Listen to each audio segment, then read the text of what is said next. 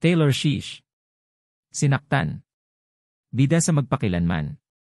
Si Taylor Swift, o mas kilala bilang John McClane Coronel, ay nagsimulang mag-impersonate kay Taylor Swift noong 2022.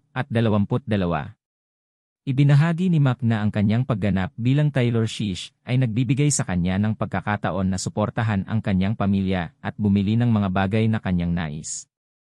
Bukod sa konsyertong naganap sa Melbourne, mayroon ding mga pagtatanghal si Taylor Swift sa Singapore noong Marso 2-5 at Marso 16-17. Sa ibang balita, kamakailan lang, sinaktan si Taylor Swift ng isang lalaki sa Bayambang, Pangasinan habang siya ay nagpe-perform para sa Kalutan Festival. Ayon sa kanya, ito ay isang traumatic na karanasan. Nakakulong na ang lalaking nanakit umano kay Taylor Swift, ang impersonator ng multi-Grammy awardee na si Taylor Swift. Ibinahagi sa social media ang video ni Taylor Swift habang nagpe-perform sa Bayambang, Pangasinan noong Abril 6, 2024. Ayon sa ulat, dinala ang suspect sa San Carlos City Regional Trial Court para sa inquest proceedings. Sinampahan ng kasong unjust vexation ang suspect na nanakal umano sa drag performer. Sa investigasyon, sinabi ng suspect na hindi niya sinasadya ang pangyayari at hindi umano niya intensyon na saktan si Taylor Swift. Ayon kay Bayambang Mayor nina Jose Quiambao, hindi kailanman papayagan ang homophobia at physical abuse sa bayan. Sa kabila ng mga pagsubok, patuloy na umaeksena si Taylor Swift sa iba't ibang lugar.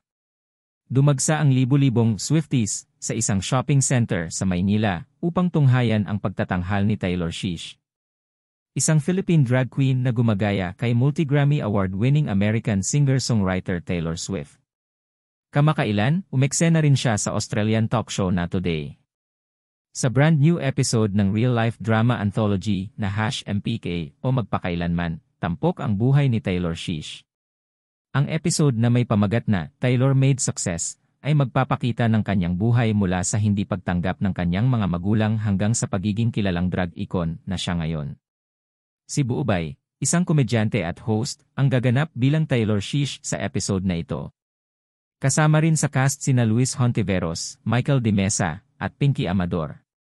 Ang kanyang kwento ay patunay na ang pagiging totoo sa sarili at ang pagpapalaganap ng talento ay maaaring magbukas ng mga pintuan ng oportunidad kahit sa mga hindi inaasahang lugar.